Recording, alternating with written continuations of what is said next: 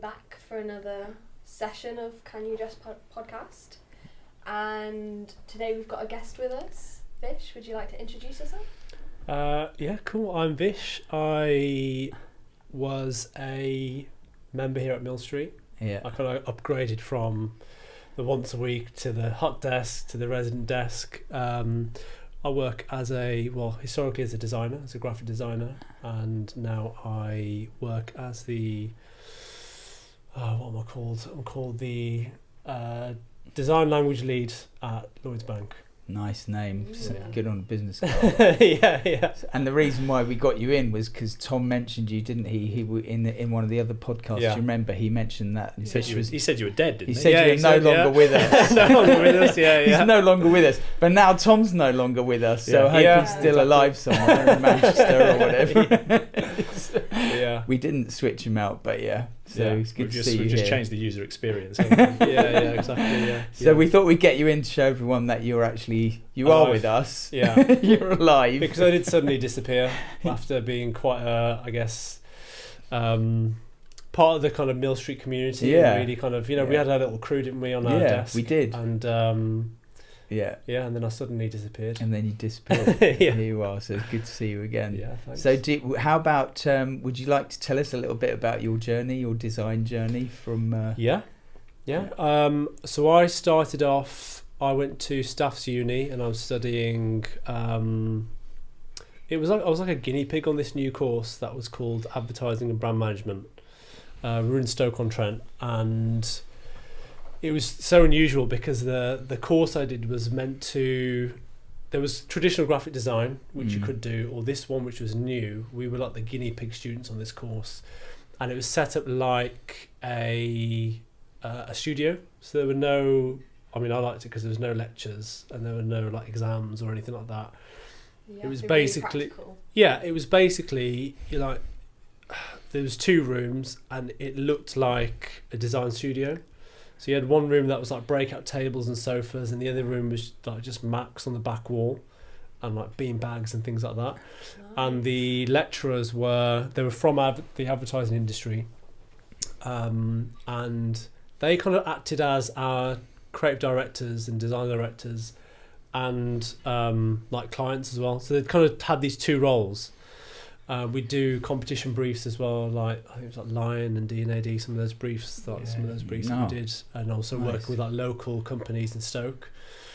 So and that Were was they it for 3 charging years. you out as well without you knowing? Making I don't know, tidy profit on the back. Yeah. On the last year, there was like you had to do a live brief, Yeah. and that was one of the requirements for the last year. But we literally did modules, like every, as in all our modules were just projects, like branding projects, and in between that, like one of the lecturers, John Dela Cruz, he would do talks on like branding or advertising campaigns, and it was interesting because through the course you got to then pick who you wanted to be in this agency.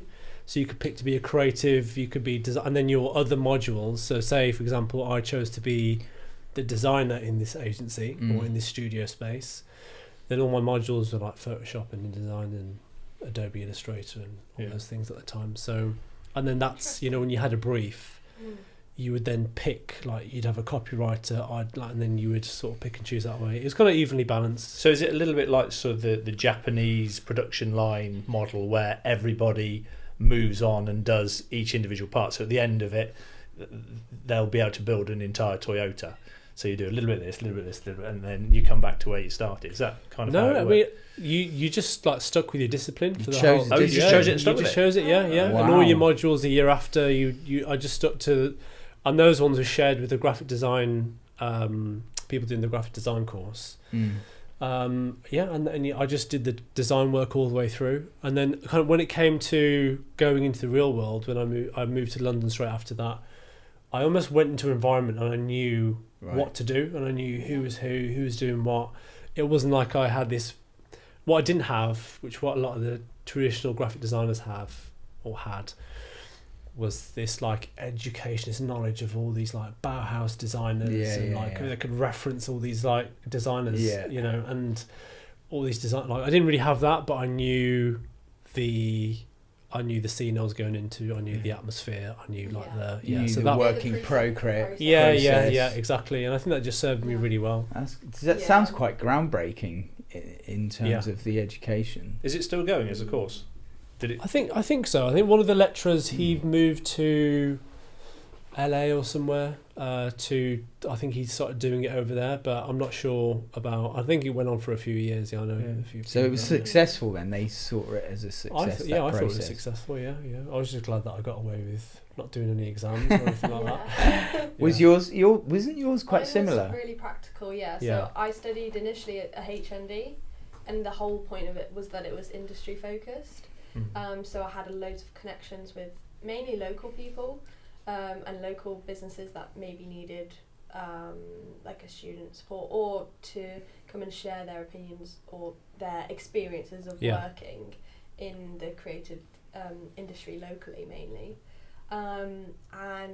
So we didn't have to follow up with them, but I always did. So whenever a guest came in, I would follow up with them, I would stay in touch, and that was sort of like the beginning of my networking and then learning about how I work with people as a freelancer mainly. So you're client based now? I'm client based now. No, but are they still client now? Some of them are. There you go, see? I mean, it's very practical, isn't it? Yeah. But yeah, the whole point of it was to build those relationships, but it was quite, you had to do it yourself. You were presented with an opportunity. If you didn't follow up, you didn't follow up, whereas I did follow up. So sort of similar, and we had a few modules where we did work as a creative agency, but not all of them, not that whole thing. So I definitely had a experience working as a freelancer, and then I did some work experience working in an agency, but not as much as what you're sort of saying. But that's really interesting because it has that industry backing to it. Yeah, totally designed for giving an industry experience. Yeah, it was a bit. We made it. It was a bit cheesy because the room was called K9 because it was like Doctor Who fan. Yeah, and we basically or the mountain. Well, we tried to make it this dog themed, like dog. like it was like the logo was this not K9. Yeah, it was like a dog paw, or K9 design. It was which is ridiculous because K9 had no feet. yeah. Just saying. So, what was your? Did you go to university to study graphics? Art college. It was classed as an art college. It's called Art College. Art College, Lincolnshire College of Art and Design, which is no longer. We went back actually. We did about 3 or 4 years ago. The group of us went back and went out for a few beers and visited the college, but the college isn't. It's still there. Yeah. It's just not a college anymore, which is a shame because it was like Hogwarts. It was a beautiful place. All galleries and landings and stuff. Wow. But it was. I think mine was quite. There was an HND as well, and it was very hands-on. We were told that if you did a degree, it was more like learning art history and stuff like that. But if you do an HND, it's more hands-on. That's where you want to go. Okay. Yeah. So that's what we did. Yeah. And it was a great course. We had some fabulous lecturers, and we got to do live work. So one of our lecturers, he was an illustrator, a very good illustrator, and he illustrated for. How would you describe it? It was basically a sex magazine, I suppose. It was available on the shelves. I think it was called The Joy of Sex or something. And a lot of the illustrations, because they photographed them, then he would illustrate them because that was not seen as pornographic. It was seen as art. More art and more. Yeah, well, no, they were very realistic. But what he was doing was he was subbing some of the work out to some of the better illustrators. Someone like, you do these. He was getting paid for it. I can guess he was bunging them a couple of quid. Students? Yeah, students were doing it. So he was outsourcing. Yeah, he literally was outsourcing. Was an undercover design agency. But we had a bit of everything. We did. There was a photography module in there, and there was sort of illustration, come technical drawing, and then obviously the graphics, typography, and layout, and all that sort of stuff. Yeah. But honestly, I thought it was a fabulous course. And if I had my time again, I would happily go back and do that all again. Yeah. And it was very different back then, obviously. Yeah, and I guess the sort of the education's refined, isn't it, as the discipline's refined, because it's just so different now to whatever many years ago it was. I mean, I think I was at uni at 30 years ago. and interesting for me, my brother and I went to university at the same time, studied the same course. He went to Middlesex, I went to Bath, and we had very different experiences. His was quite like yours. It was quite practical. Even though it was a degree, it was very practical. And then mine was it was a bit more artsy, and you could go in and do what you wanted, so you could sort of just design your own way, really. And I had a friend who ended up doing a lot of photography. I spent ages in the photography studio as well, and people would just do what they liked. But I came out like not really knowing what I was doing, whereas you guys and my brother as well came out, hit the ground running, get a job in a design agency, and they're off. So I can see it's very, very useful, isn't it? Because of the industry, it's very useful to be educated in that way. I think so, and I think it even in that time it gave you things are so much more like there's a lot of manual labour. So much stuff you had to do, like even if you were presenting, everything was like up on boards. You had to actually, like, your portfolio was a physical thing that you carry around with you. I didn't think you were that old. Well, I'm old enough to have a physical portfolio. Those were our days of carrying one of those big folios around. No, I think it maybe died with my generation. Right, you were the last one. My portfolio that I generated at college, I left in my room at college, because I just didn't have the space in my car to come back from Lincoln with it. So I thought, I don't really need that. And I left it under the bed. So my portfolio is somewhere up near the football ground in Lincoln. So it was just, the point of it was I had a job before I left college anyway. I'd had 2 job offers from our degree show. Wow. So I'd already taken one of them. So I didn't really see the point. It was rubbish anyway. It was just rubbish. It was, wasn't it? It's not. I mean, it's good enough to get me a couple of jobs, but I'll soon change that. But I left the whole portfolio behind. It's rubbish. I love that you said it's rubbish anyway. Well, it reminds me of my daughter's studying at Kingston.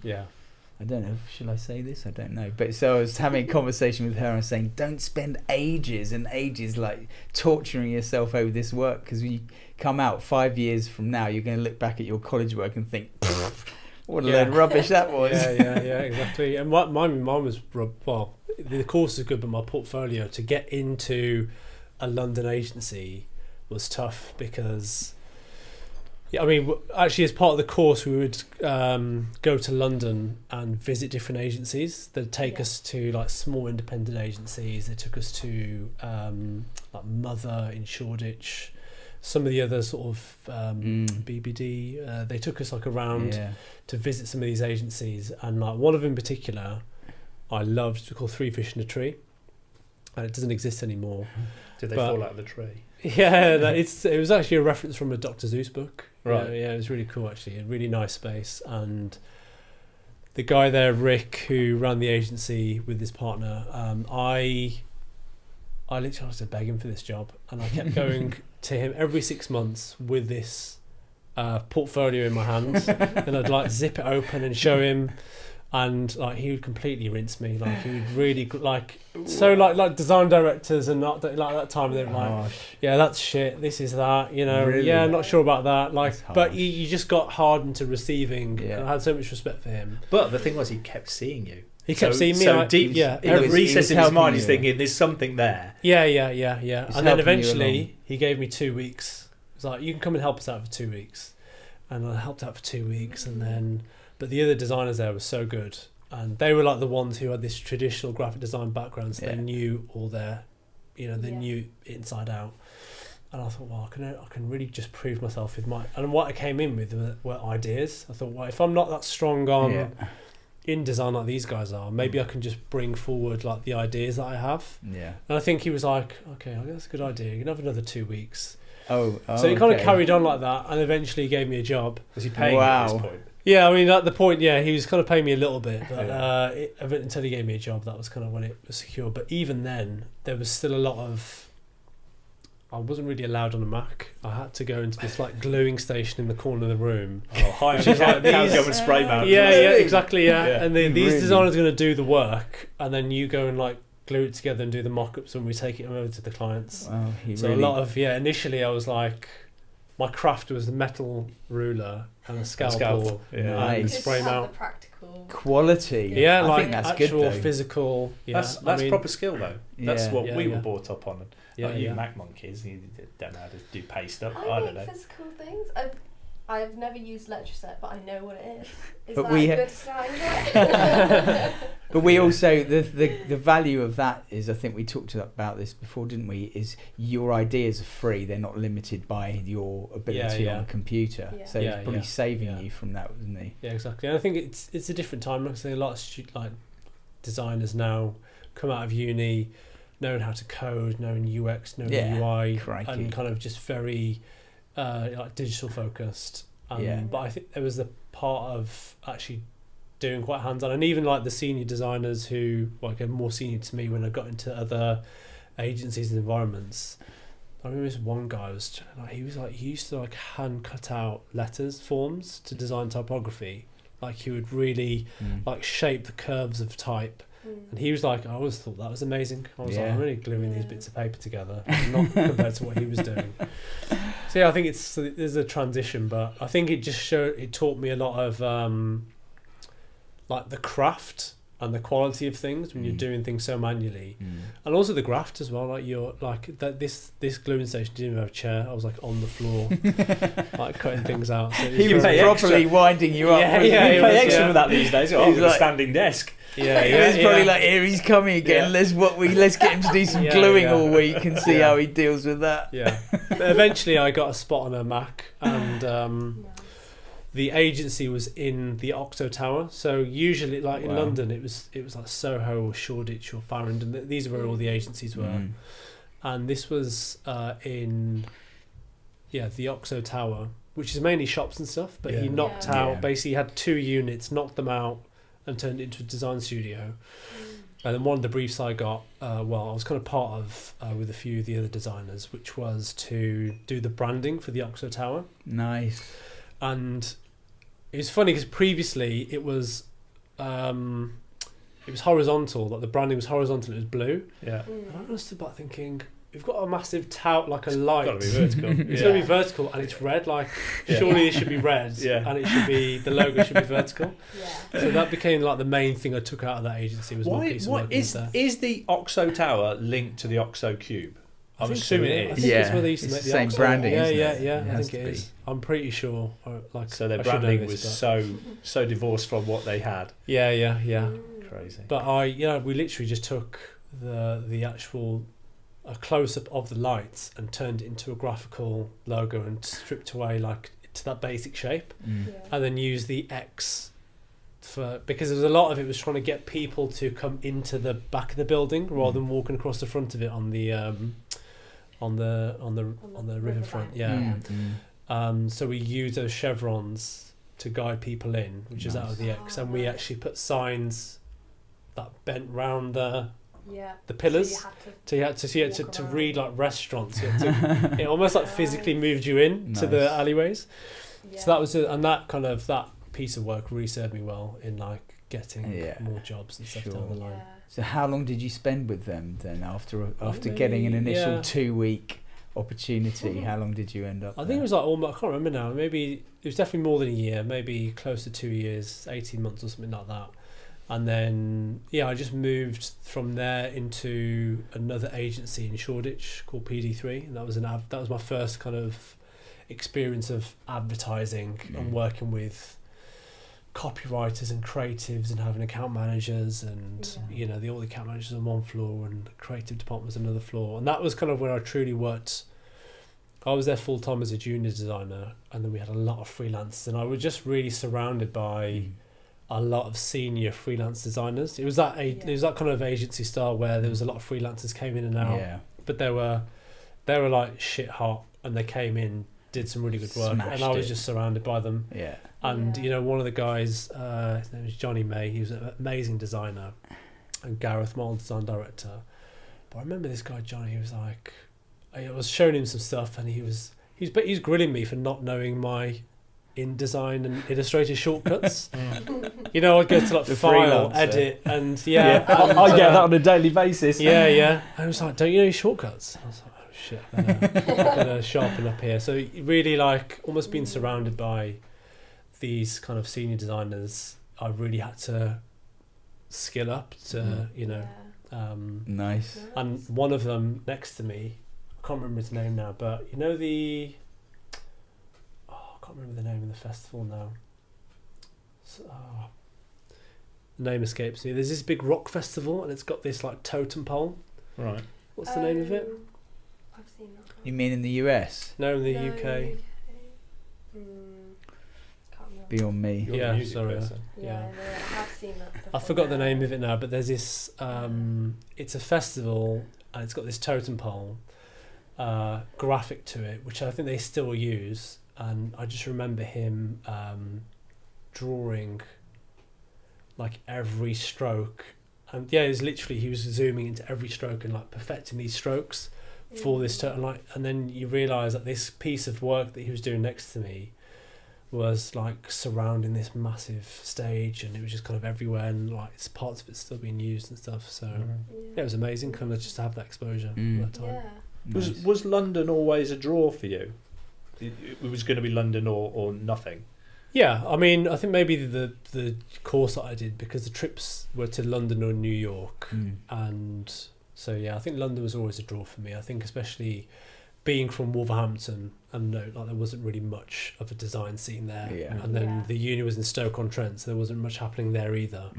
So it was either Manchester where my brother was, or it was London, and all our trips were to London, so I knew a lot of the agencies were there, and that's kind of where I wanted to be. Yeah. It's interesting because there were a few of us on my course that ended up down in London. Yeah. It was just never on my radar. I just didn't want to go there. I don't even like going to London now, if I'm honest. Yeah. I appreciate that, there's a lot of talent down there, but I've always maintained there's a lot of talent in other places. Yeah. And I think clients, not all clients, but bigger clients gravitate to the bigger agencies. Yeah. Because they think that's where they're going to get, the best design. I disagree with that. I think there are equally talented designers all over the country.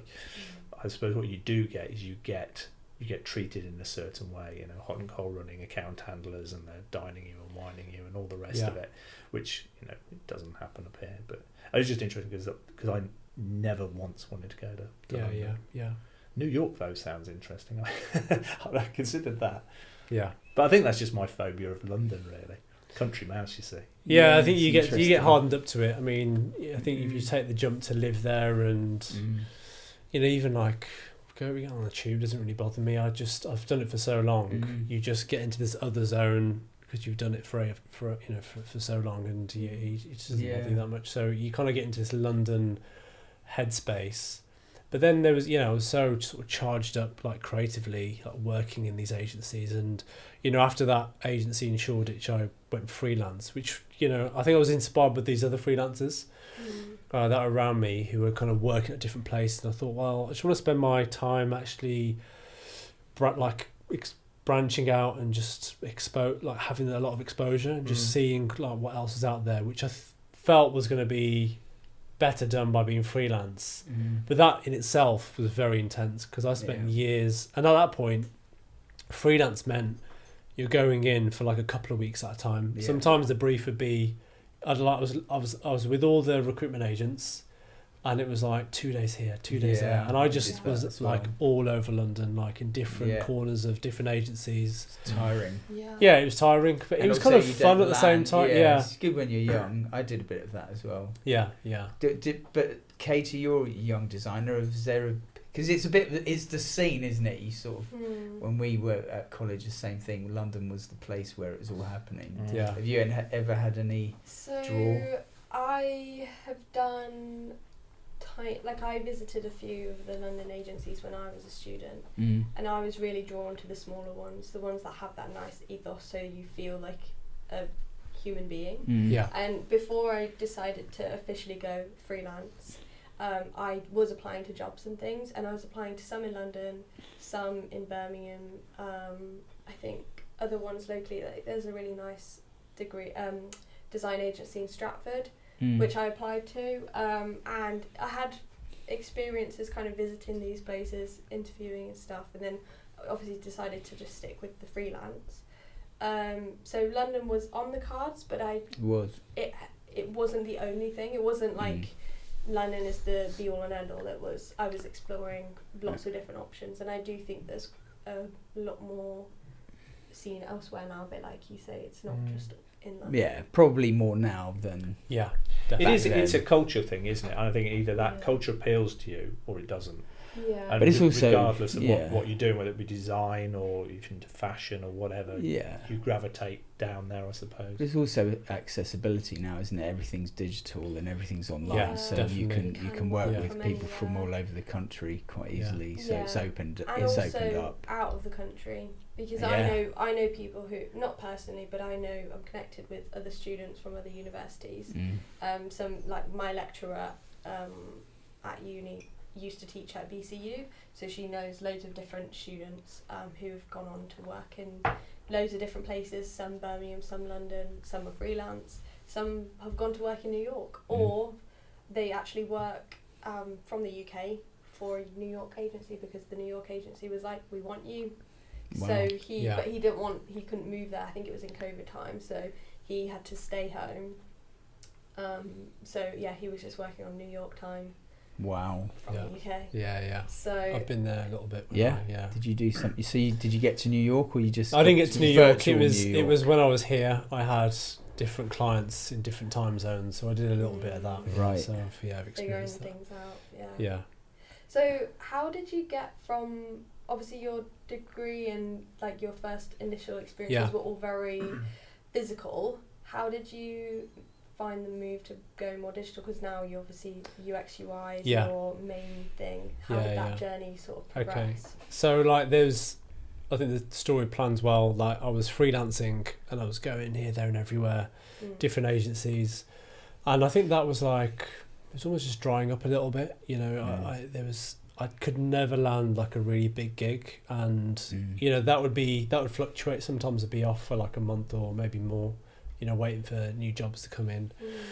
And I thought, okay, what's the one thing that no designer wants to touch ever? Like, I'll do that. Like, I was so desperate, which was PowerPoint. It was like, I will just make people's PowerPoint presentations look good. I don't care. Like, just pay me to do that. I'll do the thing that will creative. PowerPoint and Word documents. Yeah, exactly. Yeah.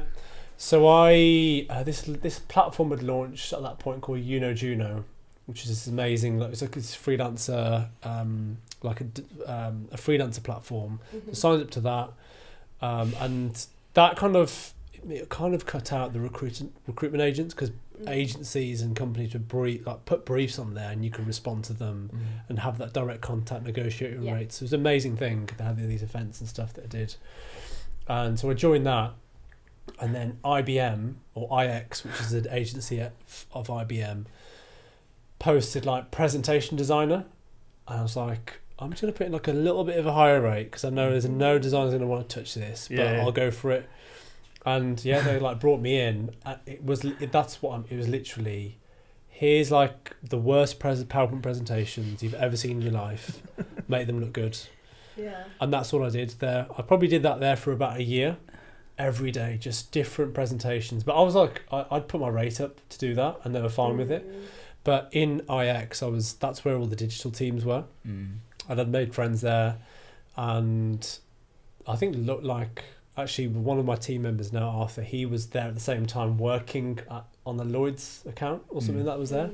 But there was Deutsche Bank, and I'd made friends with one of the designers who was working on Deutsche Bank, and I kind of just got into it, and I just even remember that point I was kind of just observing what they were doing, right?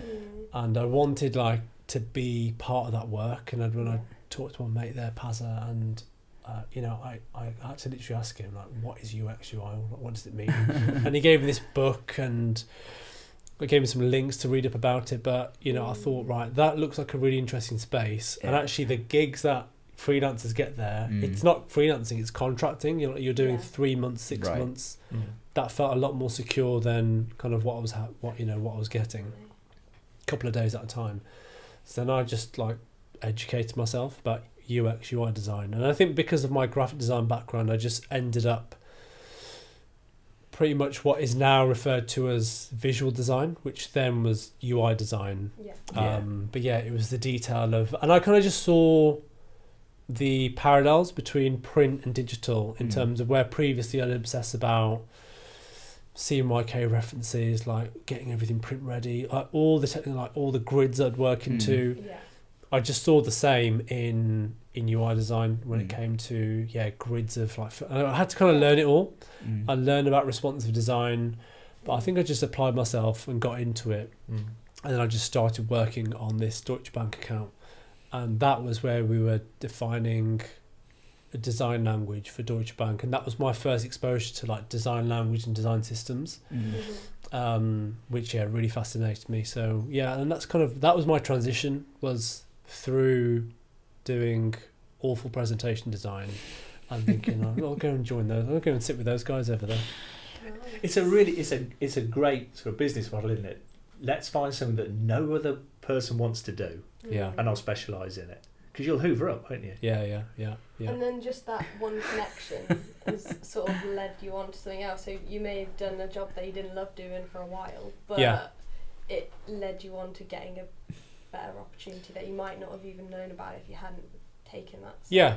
Exactly. And I think there's value in it as well. There's value in doing presentation design, because essentially you always have to present back. Like now I see the benefits of doing that presentation work, not in the sense of sometimes I do get still asked by sort of senior directors to fix it, like make their presentations look good, but especially in the last year where I've had to present myself, and I can I've just know how to make a presentation look good, and play back. But there was something that was it's the sort of challenge of something that looks quite bad, and you're having to work into like Microsoft stuff. So, do your skin itch when you hear the word Microsoft? It was painful, but it was a nice transition, and it was a nice kind of entry point into I kind of just go with the flow with a lot of things. That's kind of always been. I haven't like planned. I don't have like 5-year plans or calculate things too much. One thing just moves into the next thing. It's a natural and progression. I'm just kind of open with it. Nice. Yeah, that's nice, isn't it? And so now you find yourself completely immersed in UX UI world. Yeah, definitely. I think it was a struggle at that point because I almost didn't go back to print design. I had to start my portfolio again. And in order to get more jobs, I then started off with one portfolio piece, which was, here's some work that I did at IBM, and that was the only thing I had to go off. So then initially it was a lot of working with startups or working with smaller companies or anyone who'd have faith in like my one portfolio piece. When I left IBM, and I slowly had to just build back up my portfolio, and that was an experience in itself, just working at little like smaller agencies that were doing digital work, working at startups as well, and I just got a bit of a breadth of web projects, app projects, and really understanding like the differences. Like digital is so vast when you're working between platforms, and just having that experience of doing bits of both. And then there was a period where I'd got married. We were renting in London, and then it was like, right, we've got enough to buy a house now. Where do we move to? And, this kind of whole area caught our attention. So we moved from Warwick and bought a house from London, bought a house in Warwick. We kind of looked. This is not where you're from at all. I'm from Wolverhampton. And I was like, I don't want to go back to Wolverhampton. I don't want to go further than that. We went to Birmingham. It was sort of like, where can I still get to London if I need to for work? That still feels like home.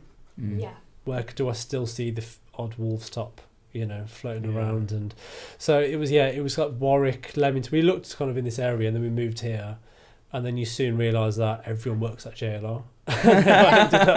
Everyone's an engineer. And I ended up Two working. of my friends work at JLR. And then I ended up joining a couple of local recruitment agents and did some work at JLR, which was by Birmingham Airport.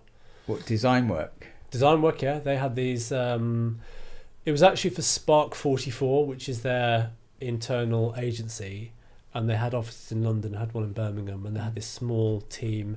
I actually worked on like a configurator for the Velar, Right. which was just one piece of the web journey.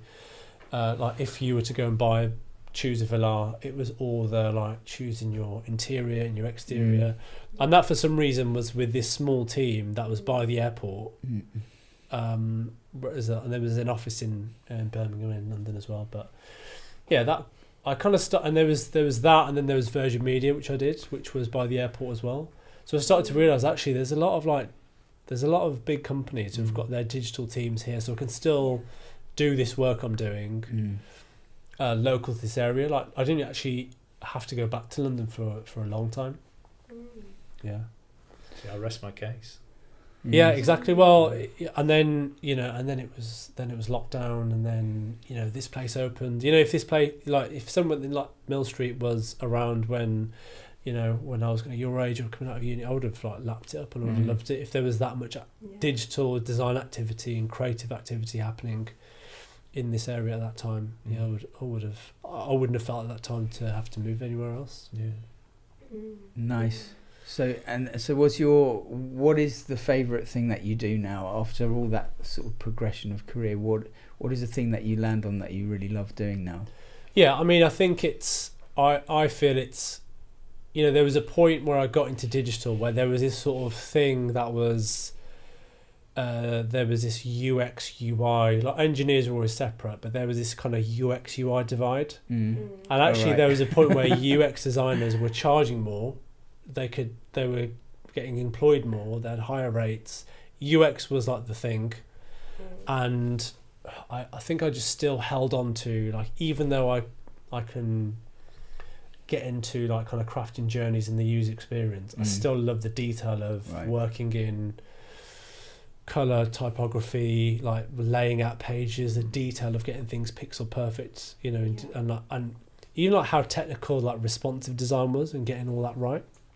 And I still hold on to that because that's where you still have the craft of graphic design or traditional graphic design and print design. The principles behind it. The principles, and the craft, which you kind of almost lose a little bit when you're doing UX design, because that's a lot about thinking and wireframing, strategy, and concept. It's all that, So I still hold on to that, and even in my role now at Lloyds, it's still all about the craft.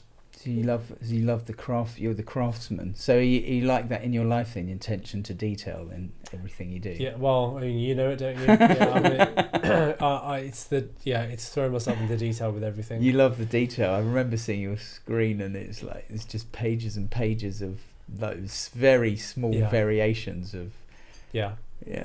If anyone else was to look at your screen, it'd probably all look the same, right? Yeah, exactly. And it is, and I think that comes out of it as well. What you just mentioned is when you're working in advertising and graphic design, and you're working with this old school mentality of design directors, you can't just show them like, oh, here's one design. They want to see like 10, 20 variations of it. And then it's like, do it again. I remember having files which was like final version 12, because it's that kind of perfectionism. So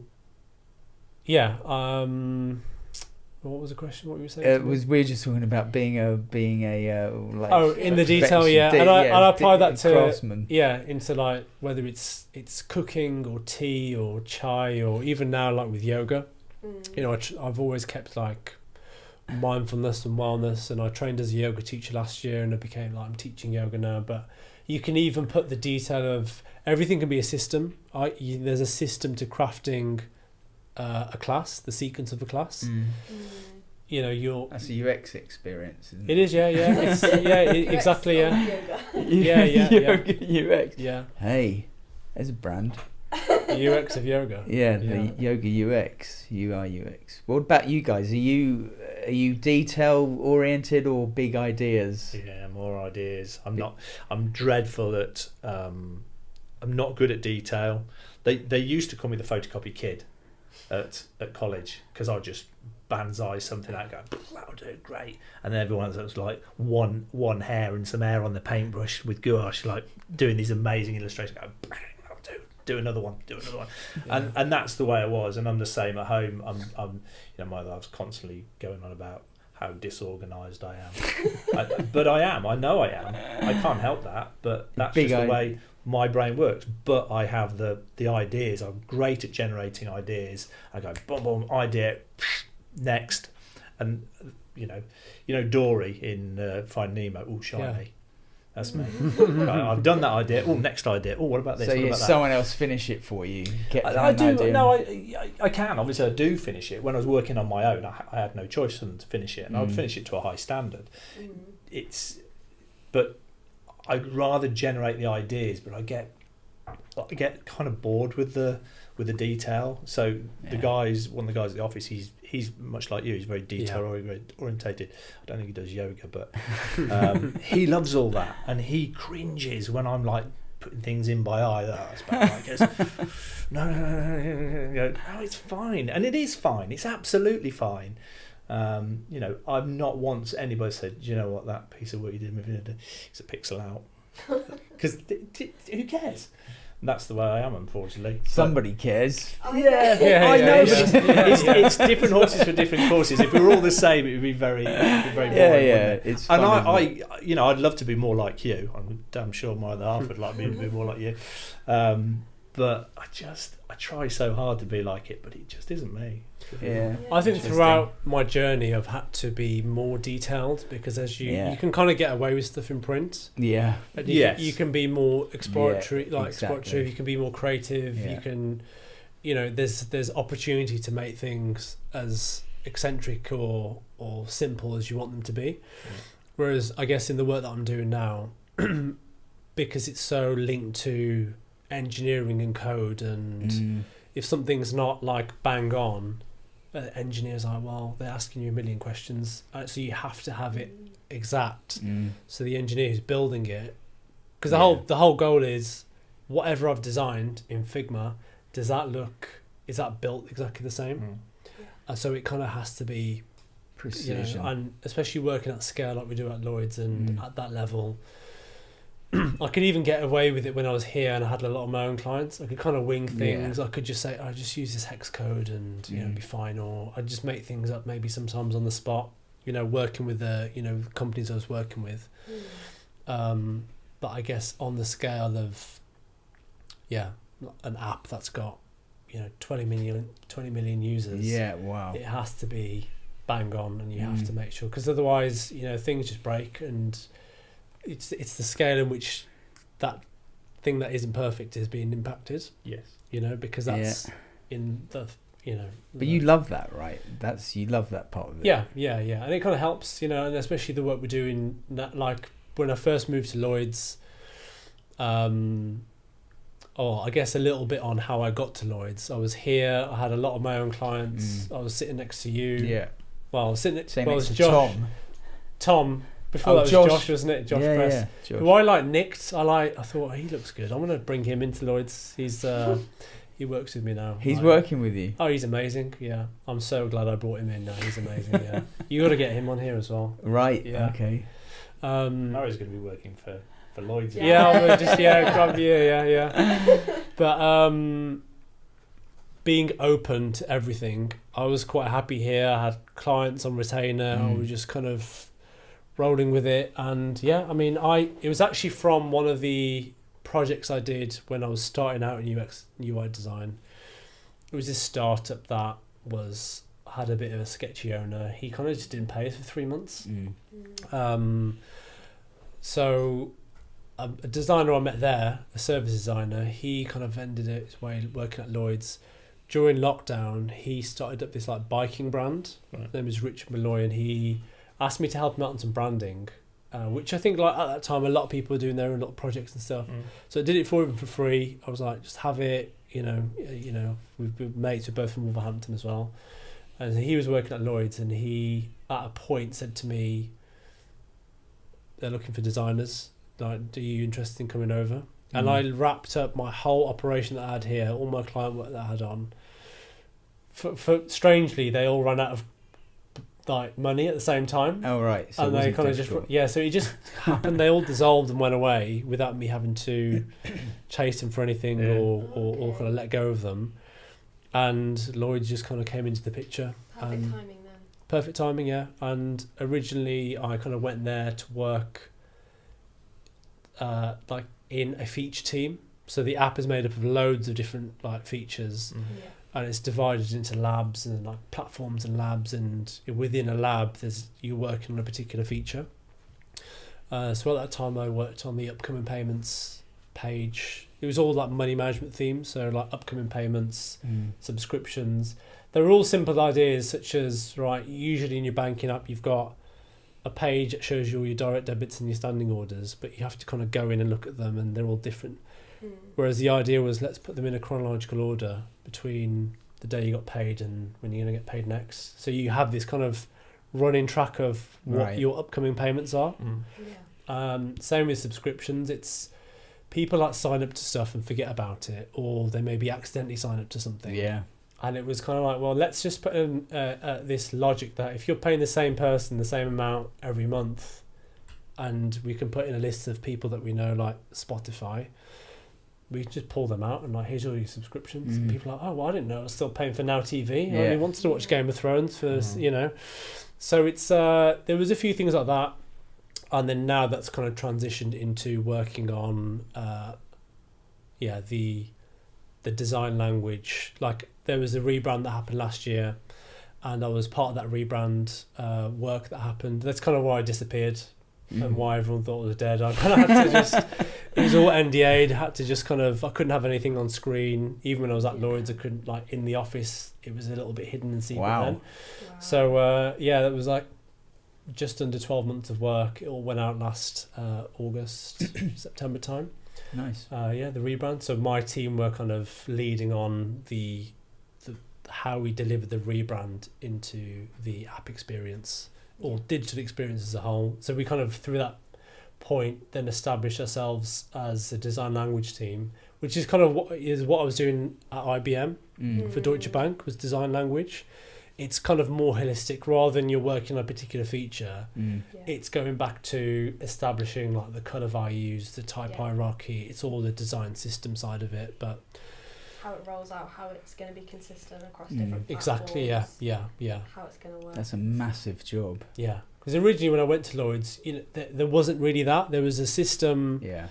We were working in Sketch at that time. You know, there were libraries, but really it was each team had their own like interpretation of the brand, and there were brand guidelines. But you know, it wasn't clear enough. You kind of went through the app, and it was similar, but it wasn't consistent.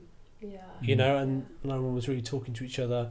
So this is where, like, through the work we've done, we've kind of created this like language, and we've really put the system out there. Yeah. And I mean, I won't go into the detail of how it works in Figma, but it's kind of where we're going into design tokens and like really advanced stuff in Figma, which is and then mirroring that in code, and that's where it talks about like it's so being pixel perfect. Yeah, pixel perfect, but whatever we design, like a value of a color, so say background, the background color of a page is like a token or a tag, and that's reflected in code, right? And the designers have to use that, and that's how you things like dark mode is you're able to flip it quite easily because it's targeting like one tag.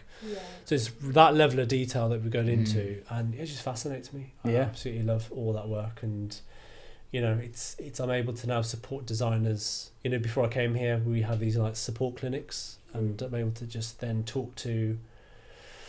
And I think that was happening anyway. You know, I was kind of working in this lab, and I think coming from my background, having that branding experience, and being sort of one of the more senior designers, you had a lot of the junior designers kind of coming to me for questions and things, and we're able to have that in a more formal way now. So it's nice to just, you know, have that.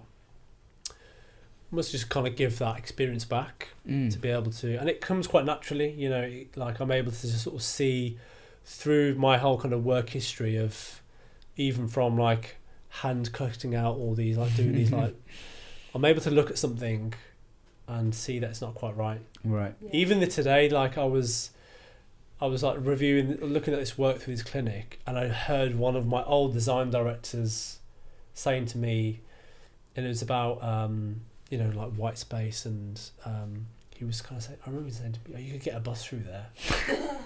And I kind of looked at this thing, and I felt like saying it to this guy, and I felt like, I've just turned into him. I was going to say to her, "You could get a bus through there," but I said it in a more, Everyone's got their sort of like, I don't know, first job or the senior designer. I know I had one. It was Warris, if he's listening. My first job, I think, was it first job out of university, and it was in East Finchley, and I had a guy, and he was. I mean, most of the time he was just asking for tea. Yeah. And he used to send me like little post-it notes with picture of a teacup with a P45 sticking out. But there was all of that. There's that sort of mentorship, isn't there? Which is really nice, actually, when you look back at it. Oh, definitely. There's definitely like...